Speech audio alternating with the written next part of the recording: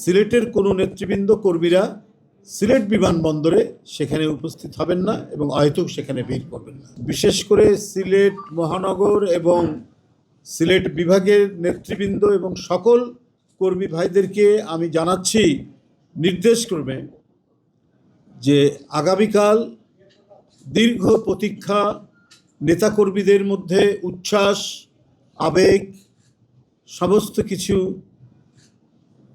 মিশে আছে তাদের হৃদয়ের মধ্যে।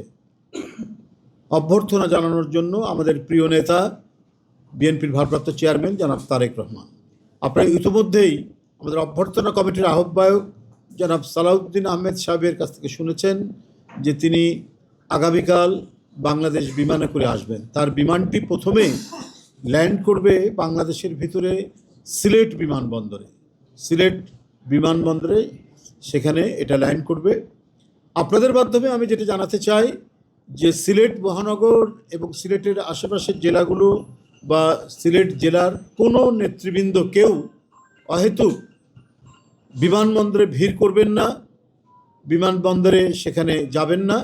উনি ওই বিমানেই ঢাকায় এসে পৌঁছাবেন এবং ঢাকায় ওনাকে আমরা এখানে তার আয়োজনের যে প্রস্তুতি নিচ্ছি, তাকে তিনি আসবেন, এসে তার মা দেশনেত্রী বেগম খালেদা জিয়া, আমাদের গণতন্ত্রের প্রতীক, সংগ্রামের প্রতীক, এদেশের এক মহান জাতীয় নেতা, তিনি আজ জীবন সন্ধিক্ষণে, জীবন সংকটে এভারকেয়ার হাসপাতালে রয়েছেন। কোকো ও শিয়া বাটারের ইউনিক কম্বিনেশনে তৈরি Natura expert care body lotion স্কিনের ড্যামেজ হিল করে, ত্বক রাখে সফট ও ময়েশ্চারাইজ। লুকিয়ে আর কতদিন, বাই বাই ড্যামেজ স্কিন। তাকে দেখার জন্য তিনি আসবেন।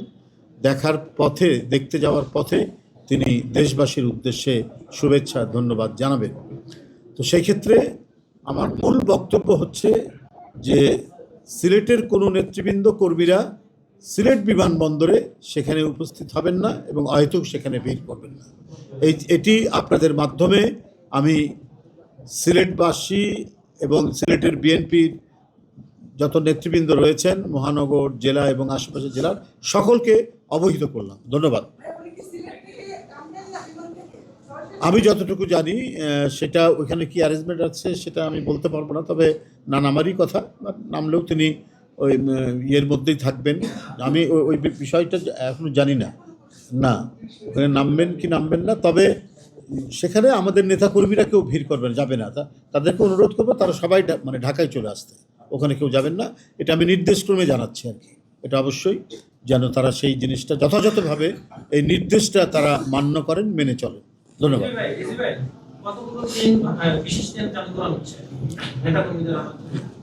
বেশ কয়েকটা, এখন মানে যথার্থ মানে এক্স্যাক্ট সংখ্যাটাই বলতে পারবো না। 7 রুটে মানে এটাই করা হয়েছে। আমি পরবর্তীতে কোনো ব্রিফিংয়ে আমি টোটালটা জেনে আমি আপনাদের জানাবো।